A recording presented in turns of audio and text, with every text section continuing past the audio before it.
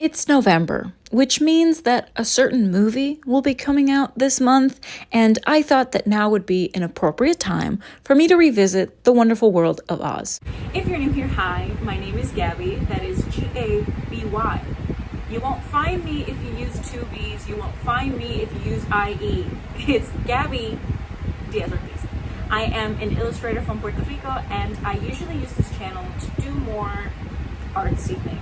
I like to share my artwork, my illustrations, personal projects, crafting videos, and every now and then I do a little vlog about getting ready for a convention, for example. However, since I've been getting back into the habit of reading, I've really enjoyed making videos like this. If you're interested in Oz as a whole and you've never seen me before, I actually have 3 videos on my channel about Oz, and I have a little playlist where I include different adaptations of Oz that I could find here for free on YouTube. The first video I ever made about Oz is absolutely my most popular video to date. I read all 14 of the original books by Baum, and I tried to give you a brief summary of all of them and my own thoughts at the end. Even though I made that video a year ago, I still get comments pretty much every week specifically asking me to talk about Wicked. Let's talk about the elephant in the room before I continue. I am aware that the audio is just a little bit annoying. And the reason for that is I record everything on my phone. I don't have any of that fancy schmancy equipment. And by that, I mean like a literal camera. I don't have a little microphone. I do kind of want one of those little microphones. I'll invest in that in the future. The point is, I record all of this on my phone, and usually that's all fine and dandy because I have an air conditioner in my room. Unfortunately, that air conditioner has been busted for quite some time now, and in case you can't tell by my glistening face, I have to use a fan in this room or I'll die. I'm trying to do my best when I am editing to make sure that I can clip all of that away, but that's why. I'm hoping that it's not too annoying. But this is the only way I can live. A lot of the questions are very confused about Wicked in terms of how it fits into Oz, into the Oz canon, all that good stuff. And I thought it's time that I clear up some of the confusion.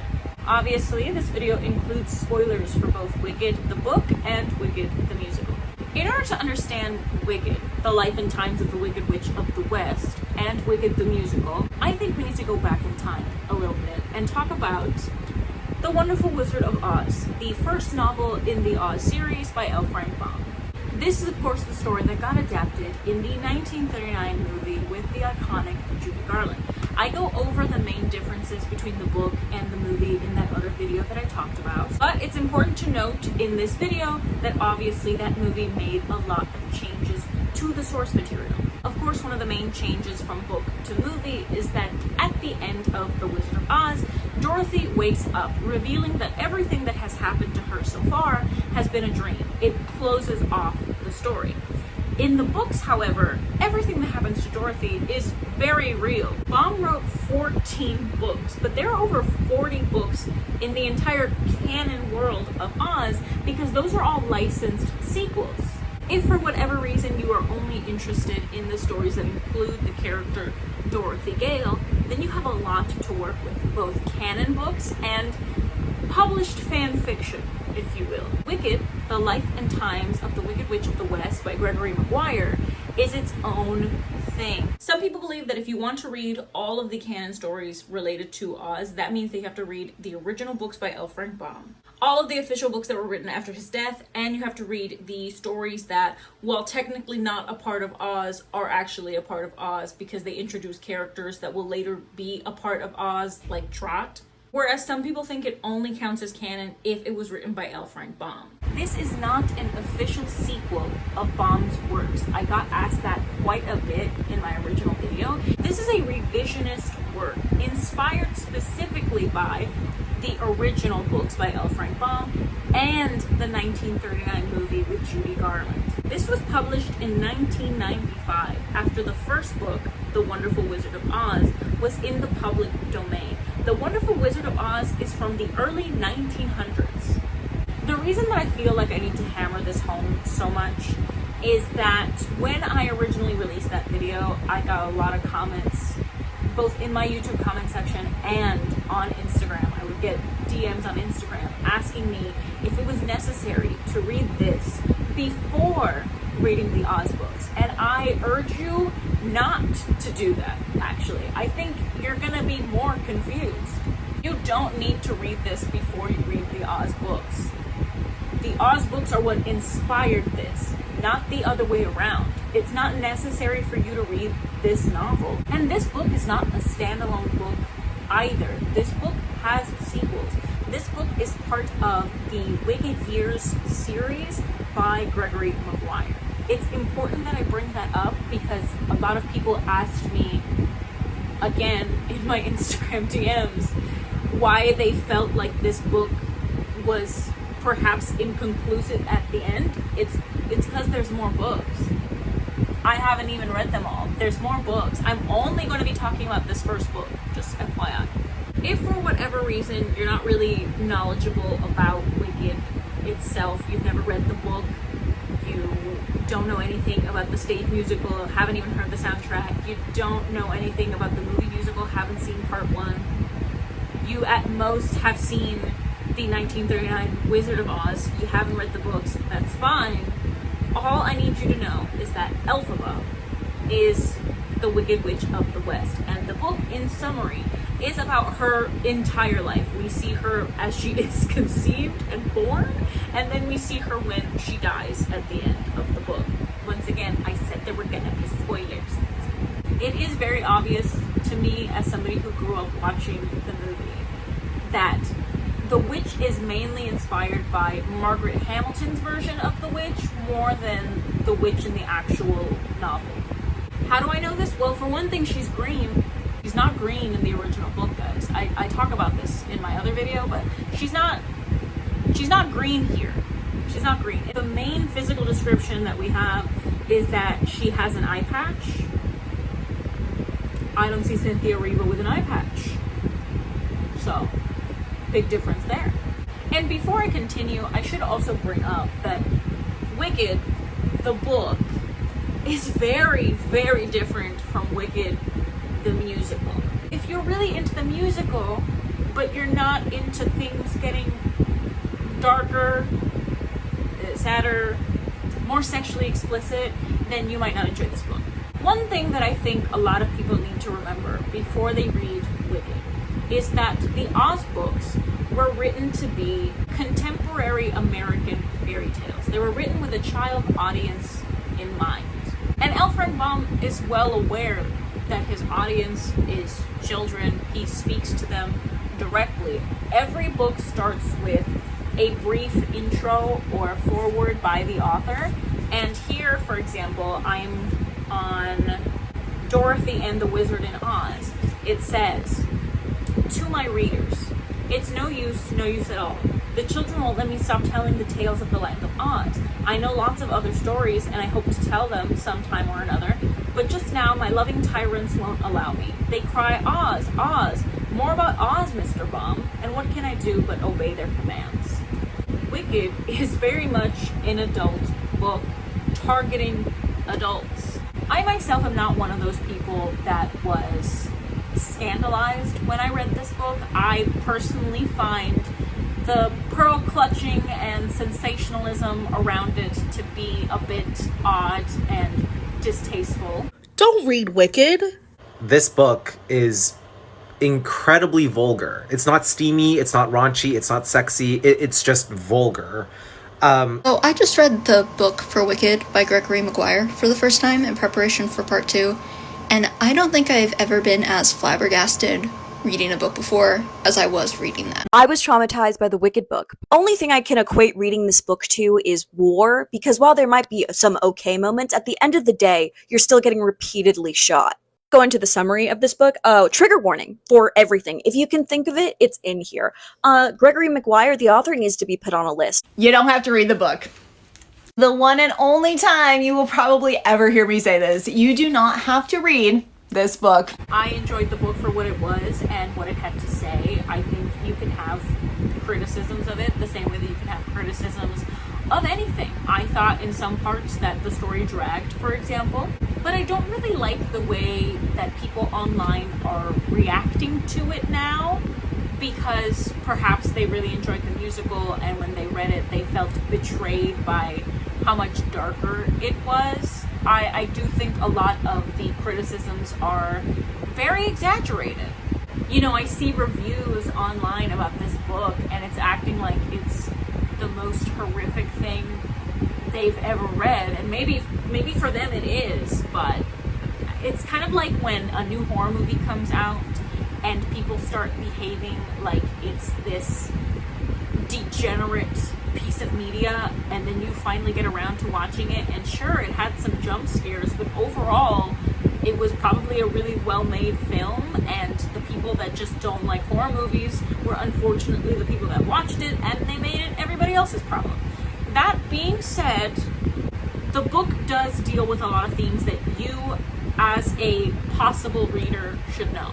Very quickly, I think it is my responsibility to share some of the trigger warnings before I continue, so I'm just going to read them here. I don't have everything, this is just off the top of my head, but sexual assault, prostitution, racism, murder, child marriage, affairs, sexual themes in general, animal abuse, religious fanaticism. I think it would behoove you as a responsible reader to look up the trigger warnings. I just feel the need to bring up all of these things before I continue.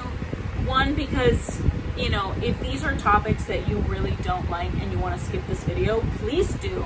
That's up to you. But also because with the rise of conservatism that we're currently experiencing, I really don't like how the discussion around this book is always think of the children, because it wasn't meant to be read by children. Let's be adults about how we talk about this book, please.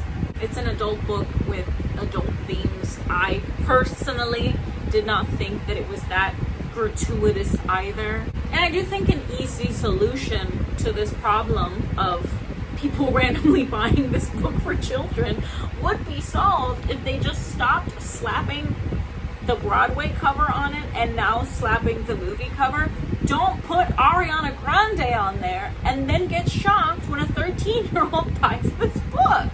HarperCollins, if you're out there and you want a non-Broadway / movie poster as the cover, I'm here, and so are other illustrators. Somebody please change the covers, I beg you. With all of that out of the way, what are the main differences between the Wicked book versus the Wicked musical? Outside of its darker tone in general, I do think that the Wicked book is just more politically complex. Obviously, like the musical, it explores themes of political corruption and propaganda, but I also think it focuses more on overt discrimination, on class struggle, on queer themes, on religious fanaticism, moral ambiguity. It has more characters than the ones that are in the play. The play kind of deletes a lot of random people or kind of mushes some people together, so obviously there are more people in the Wicked book, and also it covers a larger amount of time than we see in the musical. The musical has a more hopeful tone. The book is a tragedy. She was born after her mother was drugged and assaulted by a man that we will later find out is the wizard. While her parents definitely had a rocky marriage, and I'm pretty sure it's implied that this isn't the first time she's slept with another person, this is not a premeditated affair like it is in the musical. In page 29, it literally says, "You mean that you indulged in adultery, and you don't even have the benefit of a good saucy memory about it?" Annie was scandalized. "I don't know what I did," said Melina. "I wouldn't choose to. I mean, not if I was thinking clearly. But I remember once then, a tinker with a funny accent gave me a draught of some heady brew from a green glass bottle. And I had rare, expansive dreams, Annie, of the other world. Cities of glass and smoke, noise and color. I tried to remember. So you could well have been by elves. Won't your grandfather be pleased to learn how Frex is taking care of you?" pretty sure the green elixir's just absinthe. And what we know from the first few chapters of the book is that Melina, Elphaba's mother, had a really hard time with the pregnancies and with motherhood in general. You could see this as her having postpartum depression, since she did have issues with both Elphaba and Nessarose, but I also think that she had some kind of mental illness or depression before that. She's not doing well. Melina also has some kind of guilt with the way that Elphaba looks, because she thinks it's her fault. And I should bring up the fact that Elphaba in the musical is just green. Like, outside of the greenness, she's a normal person. Being a witch isn't odd in this universe. It's the green thing that's kind of the stickler. In the book, however, physically, that's not the only thing that's a little funky with her. She also has razor sharp teeth, as in she has to be muzzled as a child, and she has a deep fear of water, which we know is important for later. Look what you've done! I'm melting! Melting! Because Melina is having such a hard time with the pregnancy, in comes Nanny. The nanny is arguably one of the most important people in the books. She's one of the people who Elphaba was closest to the entire time, but she is not in the musical. I would take a bullet for this bear, though. And her father, I apologize, but I always get tongue-tied saying his name, Flexpar Throb. Her father is not the governor of Munchkinland either. He is instead a minister, and him being a minister is also really important to his relationship with Elphaba later. While he is not verbally abusive like he is in the movie musical, for example, it is still pretty obvious that he does indeed have a favorite child, and it's not her. I do think something that's really interesting that is not included in the musical is Elphaba's home life. Elphaba had a very peculiar home life, to say the least, because obviously she was being raised by Flex and Melina, two people that I would argue are not the best parents, but also by the nanny and by Flex and Melina's mutual lover, Turtleheart, a glassblower from the Quadling country, because the two of them were in a throuple with him. She had 3 parents for a very brief moment in time. And after Turtleheart dies, the manner in which he dies is also very peculiar. Turtleheart was sacrificed to end a drought. I'm not going to explain that any further. And after that, they essentially move around doing missionary work.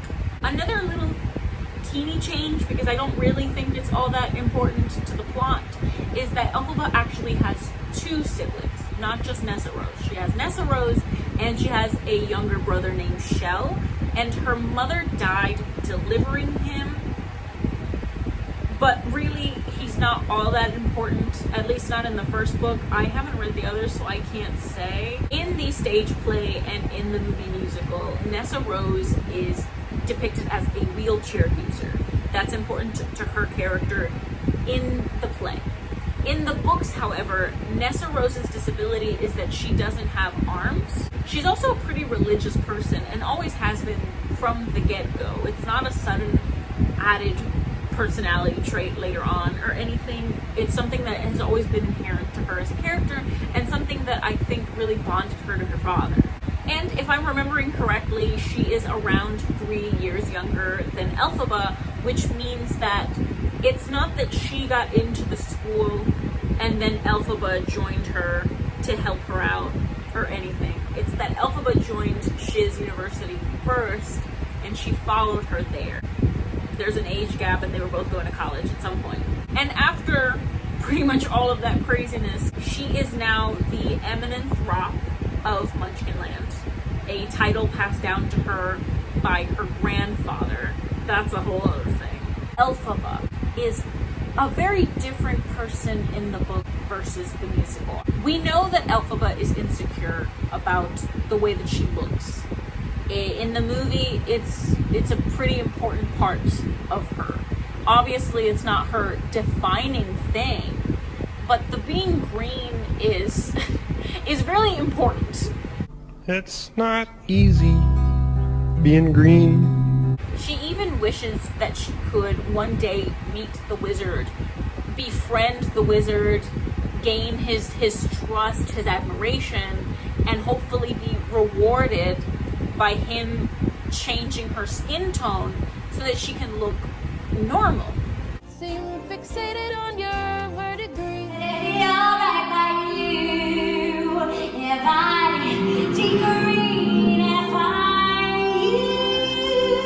And even if it's subconscious, that itself is a really big motivator to why she wants to meet the wizard so badly. Outside of her seeking answers for the whole animal rights thing, because that is still important to her character, the being green thing is a big one.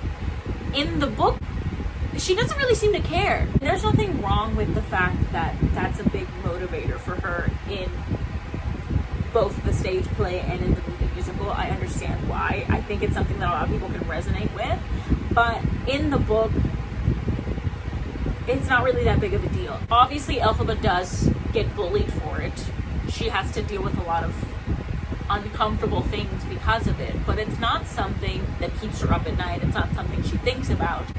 It's more like Elphaba is so tunnel vision, so one-minded about everything that's going on around her that the skin thing is the least of her problems. As someone who didn't necessarily grow up surrounded by musical theater, I like to call myself theater kid adjacent. I didn't really grow up in the theater doing plays. That's not an experience I had. It's not something we had at my school. I didn't constantly go to plays. I live in Puerto Rico, not New York City. I'm not going to Broadway all the time. It's not something I did. I did love musicals. I loved watching movie musicals. I loved randomly finding musical soundtracks on YouTube and then learning the songs. But the theater community was not something I was a part of. So I obviously didn't see Wicked live. I still haven't seen Wicked live. I have seen The Wiz. That was fun. But I haven't seen Wicked. The way I discovered the plot of Wicked was literally from poorly recorded YouTube slime tutorials. That, listening to the soundtrack, and perhaps seeing some fan art floating on Tumblr every now and then, was the only way that I got to experience Elphaba's character for a pretty long time. So imagine my surprise when I read the book. While the foundation is there, I do see them as two completely different people. Elphaba in the novel has a very different relationship with pretty much every character that's in the play, and she has a different relationship with herself and her self-image. Book Elphaba just genuinely has a lot of rage at the world, and it's not necessarily because of the way that people react to her. It's because she can't understand why the world is the way that it is, because it's so unjust, not just to her, but to most people around her. There's the class differences, there's the way that the animals are treated. Her quest to meet with the wizard is entirely motivated by what happened to Dr. Dilliman. In the musical, Dr. Dilliman gets fired, and I don't necessarily think fired is the correct term for what is happening to Dr. Dilliman, but the point is that he's alive. In the novel, he is literally murdered. Dr. Dilliman is a science teacher, and he is running experiments with multiple students from different majors, basically. And he is trying to prove that sentient animals like him and the humans in this world, like Glinda, like Elphaba, are equals. That there is nothing fundamentally different about them that would justify the way that they are being treated. And the animals in this universe were, in fact, equals. They only started getting treated this way after the wizard rose to power. And after he's murdered, Elphaba really wants an audience with the wizard so that she can show him his work. She wants an audience with the man in power because she thinks, if I confront him head on with what I know, maybe I can change something. And when that doesn't happen, she spirals and she becomes more and more cynical. The meeting obviously doesn't go well, and also Madame Morrible is the worst. In the movie, she kind of has a mentor-mentee relationship with her. In the novel, she is well aware that Madame Morrible is trying to manipulate her, as well as Glinda and Nessa Rose. She also knows that Madame Morrible is responsible for what happens to Dr. Dillerman, but she can't prove it. Did I mention that she wants to kill Madame Morrible? I feel like I should mention that she wants to kill Madame Morrible. I'm not being facetious. I'm not being hyperbolic. Elphaba in the novel wants to kill Madame Morrible so bad. So bad. And she doesn't get to. Not because she has a crisis, a moral conundrum. She's not going through that whole I can't kill her, I'll be just as bad thing. No, she tries to kill her, but when she goes to her house, she sees that she's already dead. She's a little upset about it, frankly. Another major change is that Act 4 isn't really in the musical. I can see why. It adds a lot of new characters that don't really have any Oz counterparts. It's a pretty slow burn. Not much is going on in terms of the original Oz plotline, but it does have something to do with the bigger picture of the lore that Gregory Maguire is trying to invent here. Elphaba does a pilgrimage to Vinkus, aka Winky Country, because she feels guilty about what happened to Fiero. In the musical, Fiero is a charming prince who has been kicked out of multiple universities. He's got this rebellious spirit, he's smooth, and most importantly, he's in this weird little love triangle with Elphaba and Glinda. In the novel, there is no such love triangle, and he's a very different person when it comes to his physical description.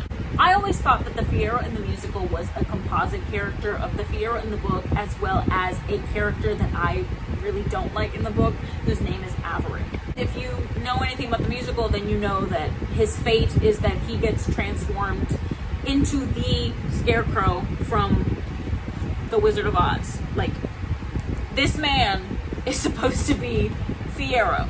He also survives because he runs away with Elphaba. In the book, however, Fiero is a dark-skinned man covered in traditional tattoos. He is a prince from the Winky Country. Elphaba describes him in page 192 as Lord Sir Fiero, Arjiki Prince of Kiamoko, mightiest stalker of the 1,000-year grasslands, chieftain of the Great Kells. He was betrothed as a child, and when he goes to the university, he has to deal with a lot of racism. He does meet Elphaba at his university, but the two do not engage with each other in a romantic way at all until later when she is no longer at the university, and he does not have any kind of romantic feelings toward Glinda, nor does she have towards him. Because Fiero is having an affair with Elphaba, he eventually gets murdered by the wizard's gale force. And it is after this that Elphaba gives birth to their child, but she seems to have blanked out the entire experience due to the trauma of it all. I have critiques on how Fiero has been adapted in the musical, but I'm not gonna get into that right now. Because of all of this that I have just mentioned, Elphaba ends up in Act 4 going on a pilgrimage because she wants to meet Fiero's wife and children, and she feels guilty about what happened to Fiero, and in her mind, I guess, she thinks that she needs to atone for this affair and seek forgiveness, but she never really actually tells his wife what her relationship with Fiero was. It's kind of an unspoken thing. I understand why Samira, or Samira, however it is that you're supposed to say it, I understand why she and her children were not in the musical adaptation. I completely understand the omission. However, if anybody ever wants to adapt the novel, not the musical, I think we can include them because I find their relationship so insane. Not even in an enemies kind of way. It's not that they've done things to each other. I mean, unless you count Elphaba sleeping with her husband, but you know. It's more the sense that their relationship is so messy It's so odd to me. You could really make it toxic if you wanted to, but I don't even think it's toxic in the novel. It's just weird to conceptualize no matter whose point of view you're trying to understand, because like I said, unspoken thing. The fact that Samira is like, yeah, sure, you can stay with us forever, woman who slept with my husband and probably had his child. We don't really talk about it. We don't need to. Versus, hello, wife of the man that I was having an affair with, who is dead in part because of me. I mean, technically totally because of me, but I don't necessarily want to blame Elphaba for that. I would like to stay here forever. And also, yes, I did kill your son. Crazy people. I can understand why some people might find this whole section a bit too boring for them. I understand why it was included. This is just Gregory Maguire's way of explaining why Elphaba lives in the Winky country, why she lives in Kiamako. This is also when we get to know more about Lear, Elphaba's son, and he will be a protagonist in the books, so. And since I talked about how Fiero does not, in fact, become the Scarecrow in the books, let's also talk about the Tin Man. Because him and Bach are not the same person.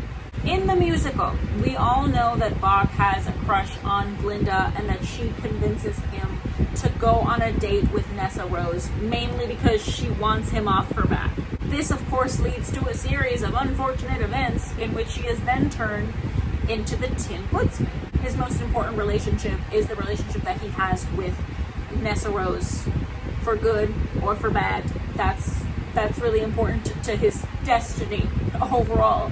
And he doesn't really have a relationship with Elphaba herself at all. Do they even speak to each other in the movie? You know, I can't remember if they ever actually spoke to each other. In the novel, however, Bach does in fact have a relationship with Elphaba, like their own personal relationship with each other. They are friends.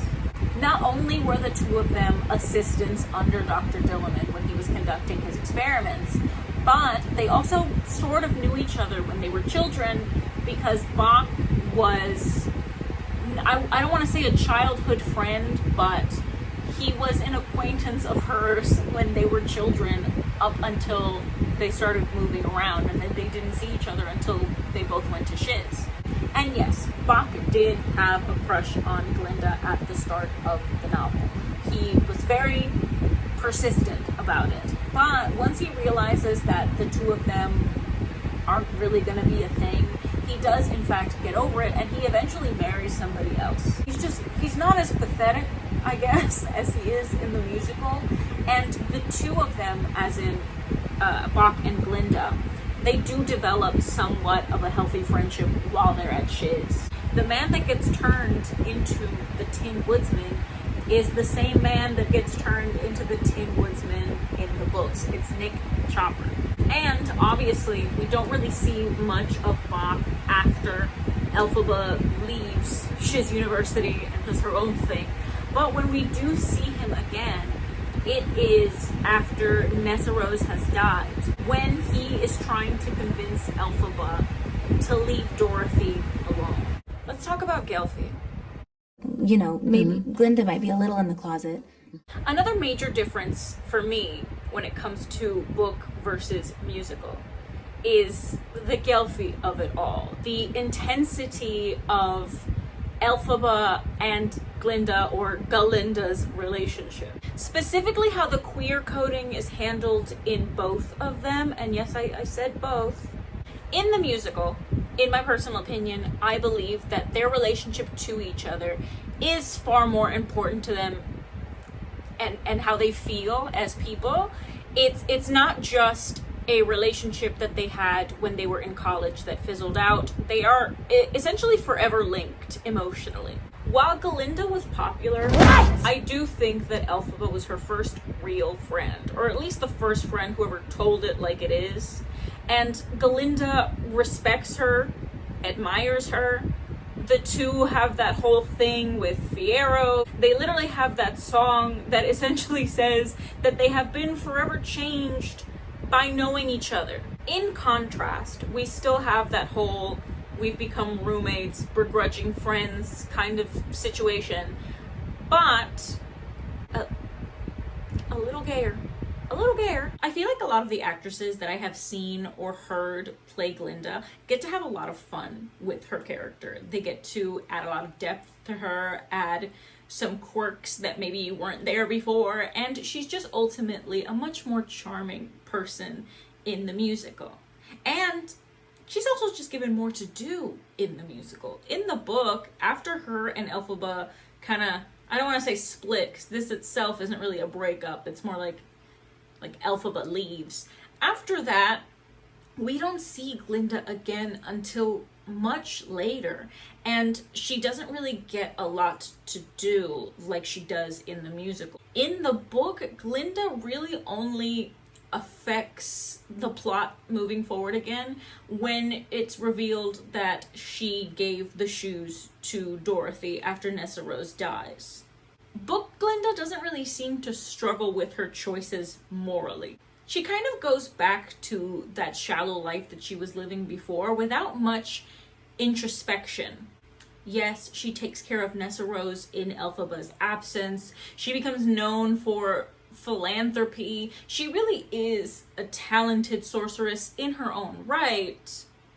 But she doesn't really do anything about the wizard. Unlike Elphaba, she doesn't really have this anger at the world. And if you thought, just for a bit, that maybe, hopefully, possibly, Glinda could be just a little queer-coded in the musical, then buckle up, because you can't convince me that Galinda Upland is not a problematic lesbian in the novel. Galinda/Glinda is a very spoiled, self-centered woman who begins to change, in part due to her relationship with her roommate, Elphaba. She becomes her friend and does genuinely care for her, and I think because of that is able to have more genuine relationships with the people around her, at least while she's still at Shiz. She often rejects male attention because she feels that they don't meet her very high standards when it comes to social standing and class, yet she's very buddy-buddy with her green, kinda loser roommate. Even though there are some moments where she is a little flirty with Bach, she ultimately rejects him because he is a Munchkinlander, and how would that look? And side note, I do think it's really interesting that Gregory Maguire chose to make Galinda a Gilliganese person when in the books she resides in Quadling country. So maybe in Wicked she should have been wearing purple instead of her iconic pink or iconic blue outfits. Not that we're following the color coding system, but still, could have been cute. Similarly, though, I do have to side-eye Glinda for this. When asked about Fiero, she also objects to the idea of being seen with him romantically because she doesn't like the idea of what they would look like together, since Fiero is a person of color, and she does make some questionable comments about the culture that he hails from. Not into that. And despite all the talking about how it would look with insert person here, we never actually hear her say what she would actually want in a man. In fact, we never see her actually show any genuine attraction to a male character the entire time that she's there. However, when describing Elphaba, once again, a woman who is literally green and not all that high up when it comes to the hierarchy, unless you consider the fact that she is a descendant of the Throps, not really something that seems to be of any importance to a person like Glinda. She says, and I'm going to quote here, Elphaba dropped the whole sugary plate onto her strange pointed head and looked at Galinda again from underneath the broad brim. She seemed like a rare flower, her skin stem-like in its soft pearlescent sheen, the hat a botanical riot. Oh, Miss Elphaba, you terribly mean thing. You're pretty. Or, she had beautiful hair in an odd, awful way, with a shine like a pelt of a healthy giltabeest, black silk, coffee spun into threads, night rain, Galinda, not given to a metaphor on the whole, found Elphaba's hair entrancing. The more so because the girl was otherwise so ugly. There's also a scene later on where Glinda almost faints, and it says, Glinda swooned at the same moment. Elphaba thrust out strong arms and scooped Glinda in mid-collapse. Glinda didn't really lose consciousness, but the uncomfortable physical nearness of hawk-faced Elphaba after that undesired act of desire made her want to shiver with revulsion and purr at the same time. That's gay. And yes, I'm focusing on Glinda specifically, but it's not like this is a one-sided relationship. Elphaba herself says, I have become fond of Galinda myself. Behind her starry-eyed love of herself, there is a mind struggling to work. She does think about other things. But when she hides back into herself, I mean into the girl who spends 2 hours a day curling that beautiful hair, it's as if the thinking Galinda goes into some internal closet and shuts the door. Or as if she's in hysterical retreat from the things that are too big for her. I love her both ways, but I find it odd. When Elphaba makes a decision to leave Shiz University behind and run away after they go to the Emerald City together, she kisses Galinda goodbye. That would be telling, Elphaba said, but I won't lie to you, my sweet, no need to lie. I don't know yet where I'm going. I haven't decided, so I wouldn't have to lie. Elphie, get in this cab, don't be a fool, Glinda cried. The driver was adjusting the reins and yelling at Elphaba to sod off. You'll be all right, Elphaba said. Now you're a seasoned traveler. This is the return leg of a voyage that you already know. She put her face against Glinda's and kissed her. Hold out if you can, she murmured, and kissed her again. Hold out, my sweet. The driver clucked the reins and pitched a cry to leave. Glinda craned her neck to see Elphaba drift back into the crowds. For all the singularity of complexion, it was astounding how quickly she became camouflaged in the ragamuffin variety of street life of the Emerald City. Or maybe it was the foolish tears blurring Glinda's vision. Elphaba hadn't cried, of course. Her head had turned away quickly as she stepped down, not to hide her tears, but to soften the fact of their absence. But the sting to Glinda was real. Elphaba's bisexuality aside for a moment, that's not the only thing about her that is hinted at being non-heterosexual, non-cisgender.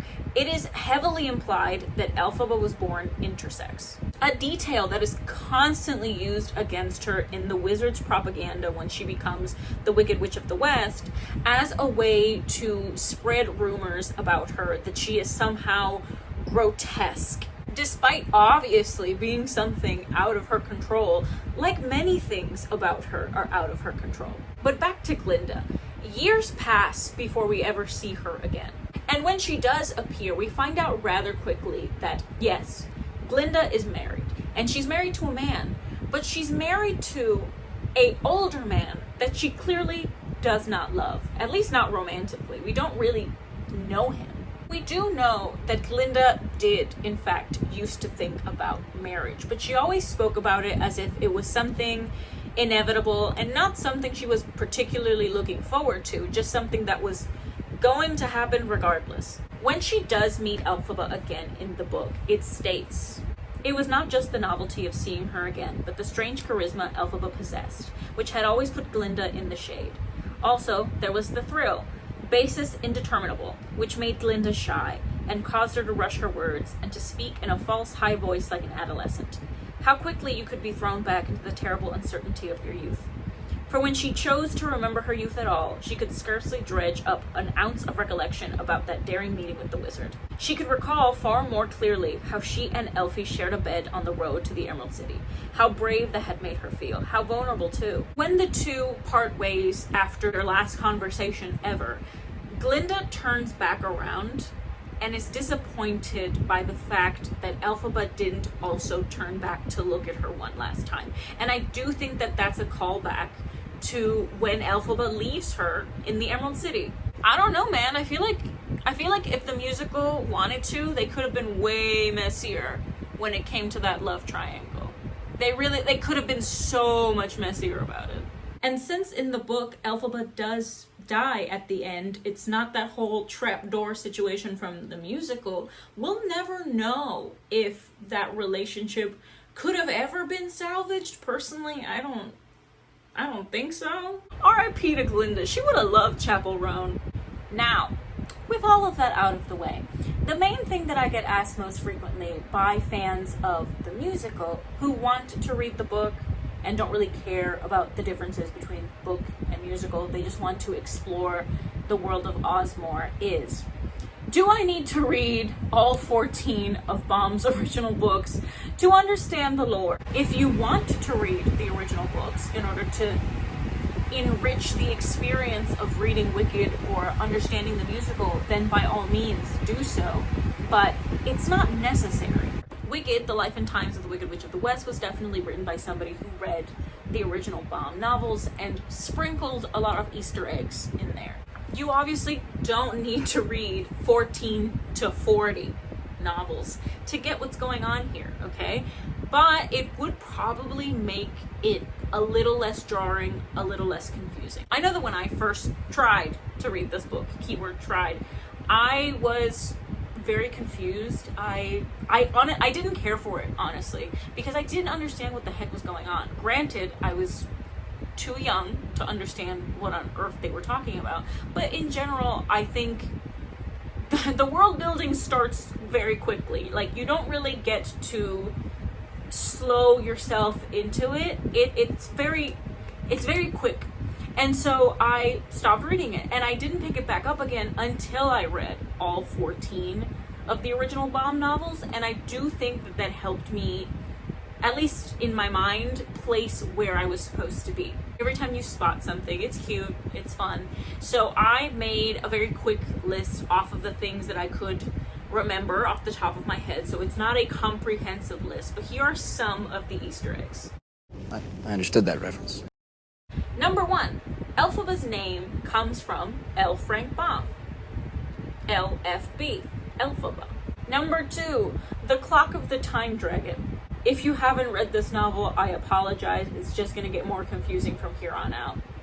Maybe watch this again after you've read the book if you're still interested in it at all. I tried to read chapter 1 ages ago and then immediately gave up, and unfortunately I do think that that is the case for a lot of people. It starts off with something just so bizarre. The Clock of the Time Dragon is this traveling show with mechanical puppets that act out prophetic scenes. We don't really learn much about it in this first book.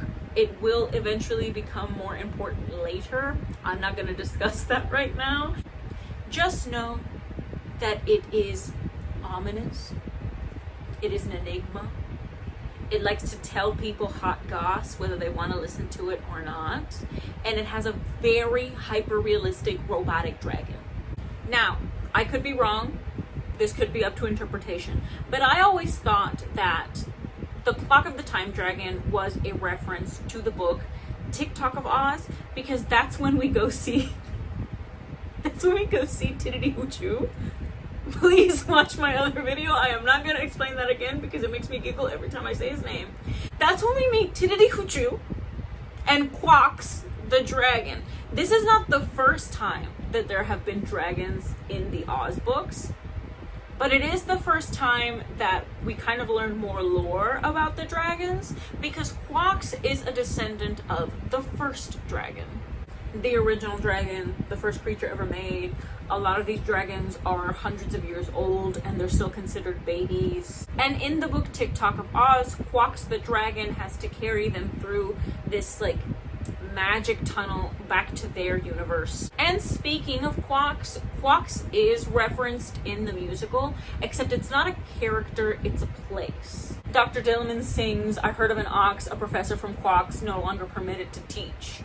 So technically, Quox is mentioned. Quox mention starts losing all meaning after a bit. The Time Dragon is an example of this TikTok technology, but there are multiple examples in the novel. Most notably, these clockwork automatons that are very similar to TikTok of Oz from Baum's novels. Madame Morrible uses her own wind-up servant, Chromatic, to kill Dr. Dilliman. In my head, when I was reading it, I always pictured TikTok from the 80s movie Return to Oz, except he had like a curly little vaudeville mustache to show that he is being used for evil. And TikTok technology is so important in the Wicked novel that it inspires a religion TikTokism. And TikTokism specifically relates to, I guess, the fans of the Time Dragon, because it inspired this frenzied mass of people who really want to hear the prophecies. They're very violent and unhinged in the few times that they have been shown in the novel, at least. I don't know if they show up in later books as well, but they almost kill Flexbar, and Elphaba is born inside the clock of the Time Dragon. TikTokism isn't the only religion that's present in the Wicked novels. In fact, there's 3 main religions. So we discussed TikTokism. So now let's discuss Unionism. Unionism is the dominant religion. It worships one single deity. It is the religion that most closely resembles a real-world religion, which in our case would be Christianity. There are churches, religious positions, preaching, missionary work. The devil is mentioned multiple times. Flexbar, Elphaba's father, was a unionist minister. Obviously, this is just Ozian Christianity, and it does create a lot of tension between Elphaba and other members of her family, because Elphaba is what we would describe as an atheist. Elphaba's father, Flexstrop, has a complicated relationship with her because he feels guilty due to the fact that he believes that Elphaba being born the way that she was his fault. He believes that it is punishment from the unnamed god because he failed as a minister. He failed to protect his parishioners from joining the frenzy that came with the traveling time clock dragon thing.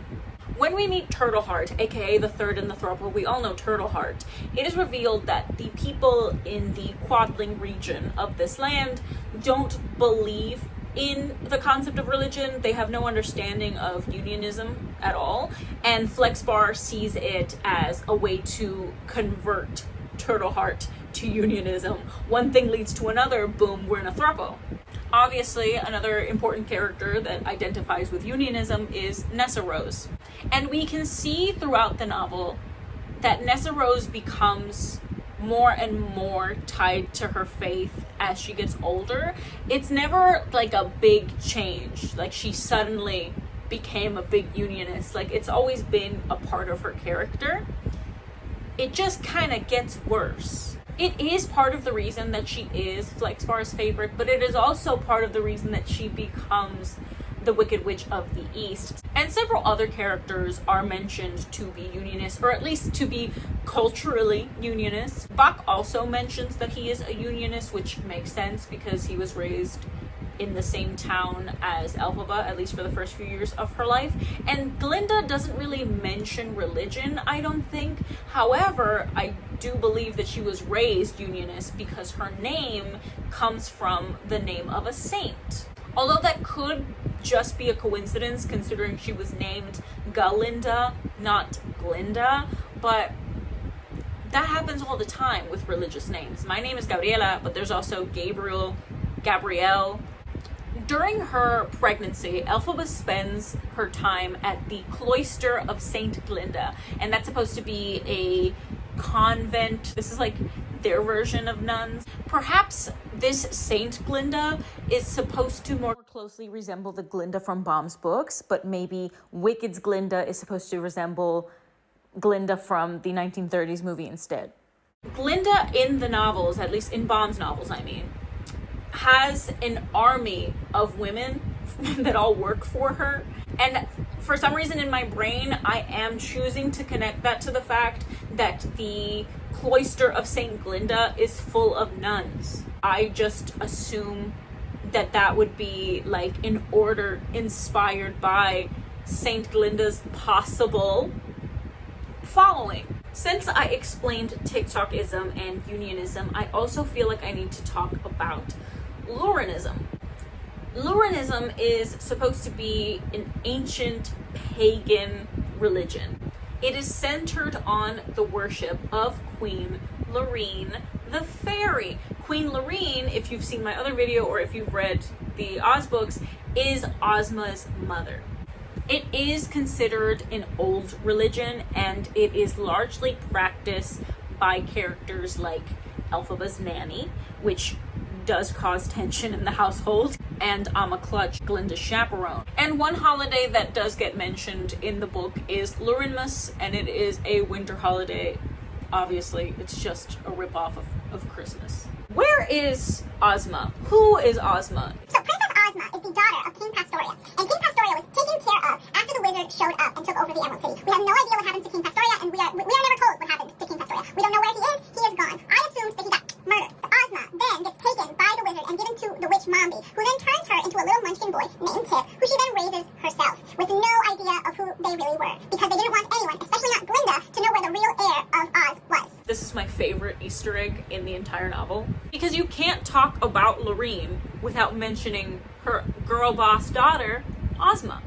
One of the main tenets of Lorenism is they believe that Queen Lorene, the fairy queen, created Oz, and that her daughter, Ozma Initiata, should rule the land. Because of this, the royal family of Oz uses the name Ozma as a political title. In other words, there have been many Ozmas throughout history. They're all technically Ozmas. And the royalists believe that only a descendant of Queen Lorene should be on the throne, should be ruling Oz. That is, until the wizard comes into power and King Pastoria, the then Ozma's husband, disappears. And a joke that I personally really got a kick out of is the fact that there are rumors about where the current Ozma is hiding, and that her name is Ozma Tipperarius, which I love. Trans icon Ozma Tipperarius, I know you're out there. I know you're out there. Once again, I haven't read the other books, so nobody tell me if she is in fact out there. I kind of love the mystery of it all. Don't tell me, actually. Unless she is an icon, and that I should read the other ones.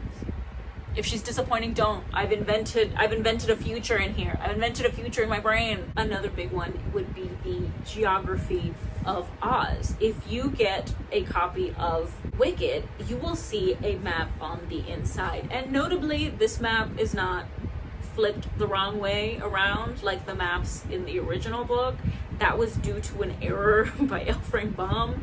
It was a publishing error. If you watch Wicked Part 1, there is a scene with a map, and the map is flipped around. And a lot of people are pointing out that this is a mistake, but I think it's just a callback. Obviously, we have all of the 4 quadrants of Oz, and there's the Emerald City, but there's also references to the Deadly Desert. Notably, there is no ocean in this universe, at least in this world. They are merely surrounded by the sands of a desert, just like in the original book. In this, they're specifically mentioned as being the sour sands, and then the desert goes to Ev. Ev is a land that does show up in the original novels. When Madame Morrible wants to convince Glinda, Elphaba, and Nessarose to join her, she tries to divide the girls by section. She tells them that she wants them to be the wizard's ambassadors for peace, and she has already chosen locations for all of them. She wants Elphaba to go east to Munchkinland. She wants Glinda to go to Gilligan country, so up north, and she wants Nessarose to go down to the south where the Quadling country is. And I took this as kind of a joking reference to the fact that one of the 4 witches is almost never included in any of the adaptations of The Wonderful Wizard of Oz, and even in Baum's books, she is never really to be seen again, and that is the Good Witch of the North.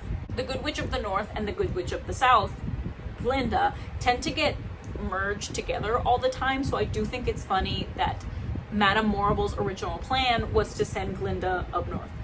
Another Easter egg or reference that I personally really enjoy are the trials that Dorothy and her friends have to go through to get to the Wicked Witch's lair, because all of that is a reference to what does happen to them in The Wonderful Wizard of Oz that is not present in the movie. Gregory Maguire gives you a backstory for all of the animals that the witch uses in the original book as obstacles for Dorothy and her friends, and you do feel really bad for them knowing that context in the novel. They're not just fodder to be used against the characters, they are creatures that Elphaba genuinely cared for, and so it hurts when they do die off. I don't necessarily know if this counts as an Easter egg, but I do feel the need to bring it up because it is a question that I asked myself many times when I was reading the original books. What creatures deserve rights? Are there any creatures that are less equal than others? Those are very uncomfortable questions that as an adult you ask yourself when you are reading the original Baum novels. Gregory Maguire establishes that there is a difference between animals and animals. Animals are sentient creatures with the same capability, I assume soul, as a human being. They can have jobs, hobbies, relationships, religious beliefs. And this is supposed to be different than an animal like Toto. Toto can't talk, at least not in the first few novels. I'm not going to explain that again. But Toto can't talk. Toto, he's not capable of human intelligence, once again, at least not in the first few novels. And so there's a difference between, let's say, Dr. Dillman versus my pet dog outside. And that's why it's so shocking that the wizard is slowly but surely taking away their rights to live in Oz the way that they always have. And maybe it's just that Gregory Maguire was just as frustrated as I was with the wishy-washy way that a lot of those characters were treated in Baum's original novel, because I frequently had to stop myself from being angry at the way that certain characters were spoken to in comparison to others. Is she not worthy of rights? Did you know that you have rights? The Constitution says you do. Because the Scarecrow is out here walking around, and no one is telling him that he needs to go back and be a scarecrow on that Munchkin farm. And it's almost as if the Scarecrow is treated like a capable and conscious being because he rose to life on his own. It was kind of sudden, like they were working on the Scarecrow and he just happened to gain life, whereas the Patchwork Girl was brought to life by the powder, so it's almost as if she's seen as a lesser creature. There's an examination of what does it mean to be a person in this universe, and can it be taken away at any time? Which, unfortunately, is a question that does exist in the real human world, because for some reason we have a lot of random politicians that can just decide which one of us can and cannot have rights. Easter egg number 9, the adepts. When Madame Morrible tries to convince Elphaba, Nessa Rose, and Glinda into being on her side and being little puppets for the wizard, she calls them adepts. And I don't believe that the use of the word adepts is a coincidence. I do believe that this is a reference to the adepts that show up in Baum's last book. In the 14th book, Glinda of Oz, there are 3 characters named the adepts. 3 female magic users or fairies. Glinda, Nessa Rose, and Elphaba being called adepts isn't the only reference to them in the Gregory Maguire novel, because when Manic, one of Fiero and his wife Samira's sons, convinces Lear, Elphaba's son, to play hide and seek with him, he tricks him into getting into a well and he leaves him behind. This causes Lear to almost die down there because obviously he can't get out. He was left there for a really long time. He has no food. And when he is finally remembered and rescued, it's kind of depressing that it took this long for anybody else to notice that he was gone. When they finally rescue him, he mentions that he saw 3 beautiful fish when he was down there. And those fish told him who his father was. In the book Glinda of Oz, the 3 adepts are transformed into fish, and the way that they are able to transform back is that they get the help of a boy named Everick who carries them around in a bucket. The 3 metallic fish that are then revealed to be the adepts can in fact talk. Easter egg number 10, the witch Mombi gets name dropped. Another Easter egg would be the use of the name Bach in itself. Me and Bach. There is a Bach. Bach exists. When Dorothy first arrives in Munchkinland after the tornado takes her out of Kansas, Bach is one of the first characters that she ever interacts with. He is a very minor character, and he is the one that tells her that she must be a good witch due to the fact that she has blue and white in her frock, aka her cute little gingham dress. Well, I know that there are probably more Easter eggs in there, or at least references that I myself just didn't connect. So if there's any that I might have missed that you remember, please tell me in the comments, because I honestly find that part so fascinating about reading Wicked. You don't need to read the original novels to understand it, but it is fun. Please remember to like, subscribe, comment, all that good stuff, because I am really hoping to start working on my Narnia videos soon.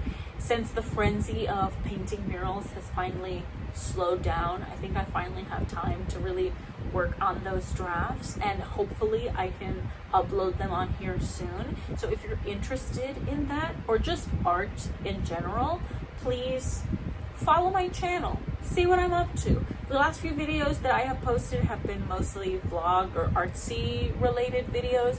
I'm also really proud of those, but I understand that some of you are really only here for the yapping, so I hope I delivered on that today. In the meantime, I also want to give you guys a friendly reminder that my commissions are open for the holidays. So if you're interested, please let me know about that as well. You can send me a message over on Instagram or on my website. I hope all of you guys enjoy Wicked Part 2, and bye.